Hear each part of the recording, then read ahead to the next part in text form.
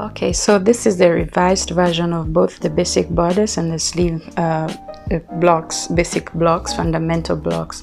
So first of all, we're going to take a few more measurements, and we're going to have the front length, then the shoulder to bust point length, and then of course the bust point to bust point, which is otherwise known as nipple to nipple.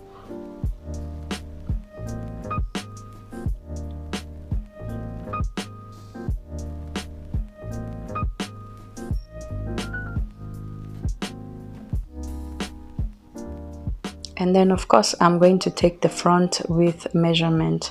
This will come in handy while drafting this method of drafting, which is actually much more effective, especially when you have the custom measurements and not just standard measurement.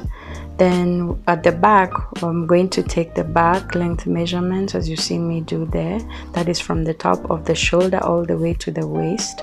And then also from the side, where usually you have the side seam at the armhole, from one side of the armhole to the other, and this will be your back width. Okay, so to start off, I'm of course going to have the starting line, and then another one just not to be at the at the extreme end of the line. So this will be the starting line or the shoulder line. Then that extreme one that I made to the right, to the left of your screen, shall be the center back. So now I'm going to create the center front line, and to create the center front line, we are going to take the bust measurement, divide by 2, plus 0.5. That's the bust measurement, divide by 2 plus 0.5, and this will give me the center front line.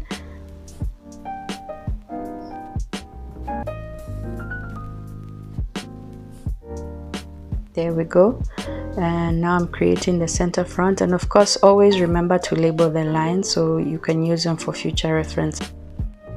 In order to create the side seam, I need to get the difference between the bust and the waist. Then I'll be using the Laperi's bodice table to determine how much difference I should have between the back and the front bodices.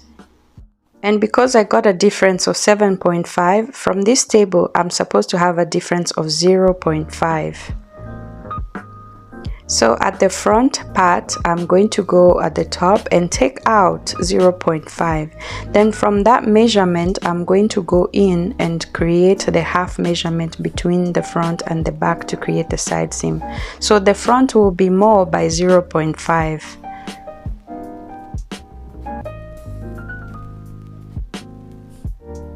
So you see, then I'll create the midpoint, and I'm not including the 0.5 that I just got using that table. This is because the front has the bust, and when you take the length of the front, it's usually longer than the back. So you need that extra allowance to be able to accommodate for that extra, extra length, which is acquired from the bust. And so now I'm going to create the midpoint or the side seam line. Of course, you label.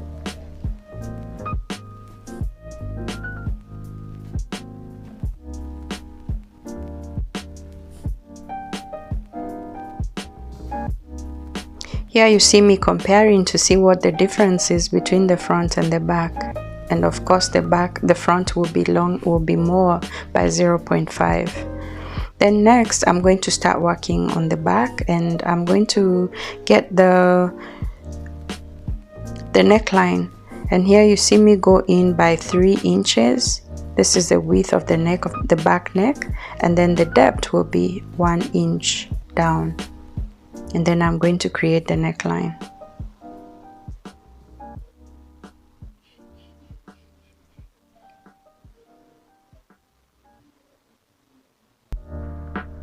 And of course, from the measurements, I got my shoulder as 17 inches. Then 17 divided by 5 is 8.5.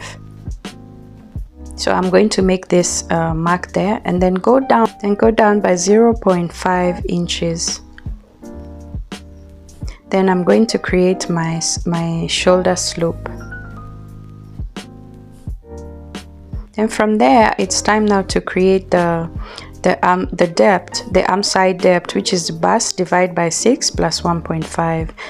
And from this, I got 8.75.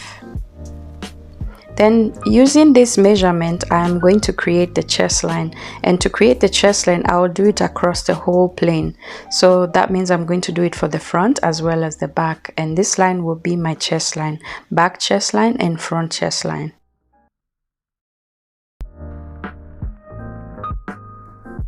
In order to create the armhole curve, I would have to get the midpoint from the shoulder point to the chest line. So I'm going to get the midpoint, as you can see me do here.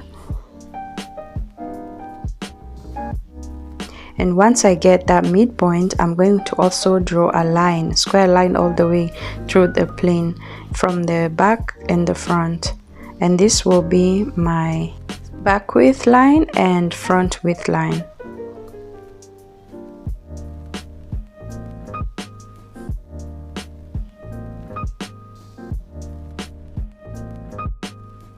From the center back line, I'm going to measure out the back width line, which is 17 divided by 2. So this is 8.5. So from there, center back, then measure 8.5 inches. Then of course, from the top, from the tip of the shoulder, I'm going to go up. I draw a line from the tip of the shoulder to the back width line. Then using my French curve, I'm going to carve out from that midpoint all the way to the armhole, to the chest line, creating the final armhole curve. To draw the back waistline, I'm going to use a back length, which measures from the shoulder all the way to where the waistline is, which is 17 inches.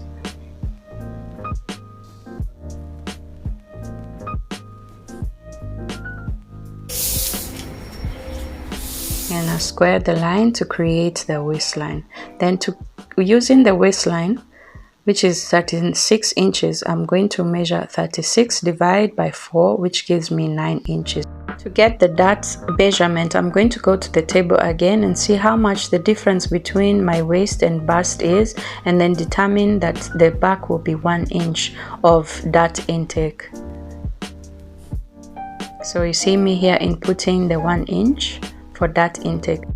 Then from the armhole line, and at this point I'm going to connect a line.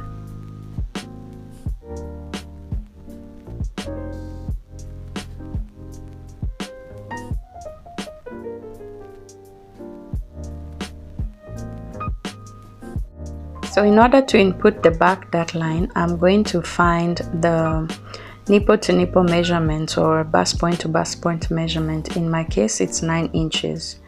And 9 divided by 2 gives me 4.5.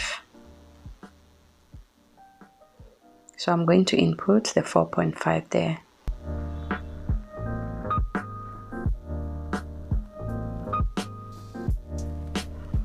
Then of course you remember the 1 inch that we got from the table. It will be 0.5 on one side and 0.5 on the other side. So I go in 4.5 inches at the chest line as well, in order to create the dart. Then I connect these 2 points. And then to create the dart legs, of course, I'm going to go down from the point 0.5. Then connect this point to the 2 dart legs. Moving forward to the front part, it's time to create the neckline, and I'm going to use 3 inches wide and 3 inches deep.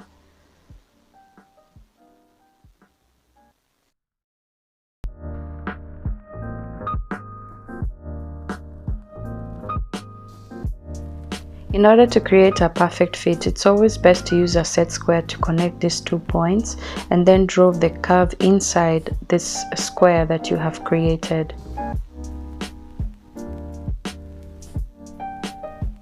I go up by 1 inch from the right angle and then create the curve. passing or using this 1 inch point.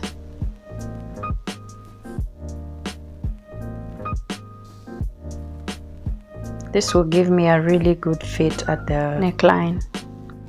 And from the center front, I'm going to go in by the shoulder measurement, half shoulder measurement, which we got as 8.5.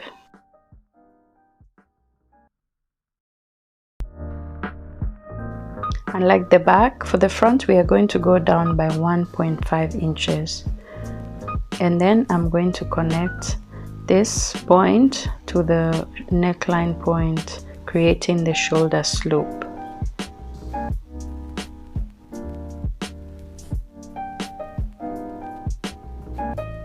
Then from that point, I'm going to go down on the front width line. So from the center front, I'm going to go in by 8.5 at the front width line. Create a point, which I will now connect to the shoulder point.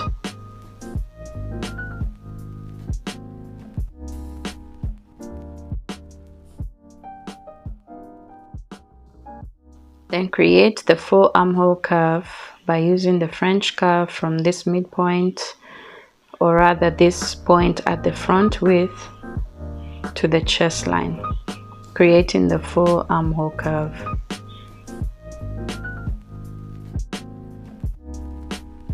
To create the waistline, I'm going to go down from the shoulder line the full front length, which is 19 inches. The front is obviously longer than the back because of the presence of a bust. So depending on how big the bust is or how wide the bust is, will determine how much longer the front will be from the back. In order to create a dart, we are also going to need measurements shoulder to bust point. So we're going to create a bust point from which the dart will originate from, and we are going to have the waist dart and the side dart as well.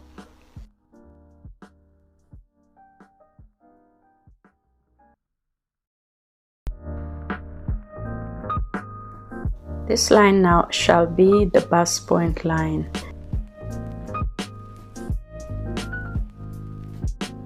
First, we're going to get the waist, which is the waist divided by 4, and this gives me 9 inches. So I'm going to input 9 inches from the center back towards the side seam line.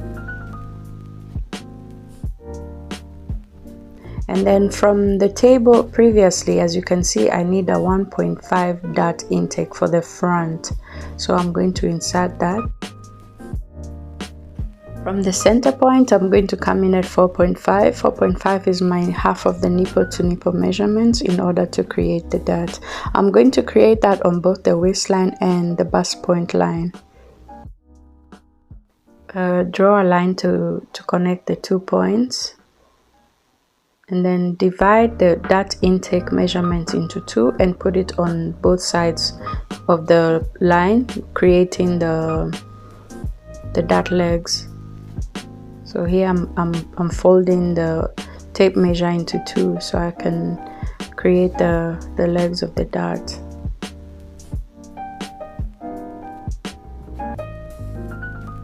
Then from the bust point, of course, you need to go down by 1/2 inch so that the dart doesn't really end at the nipple.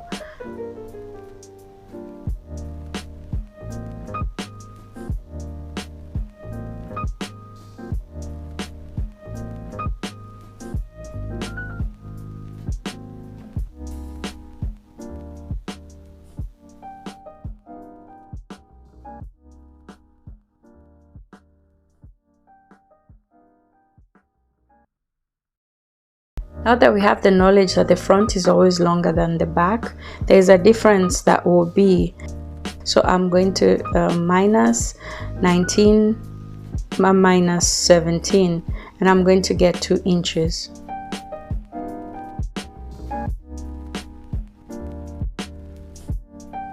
I'm now going to create a side dart using the 2-inch difference, making, once the dart is folded, the front and the back pieces will be equal.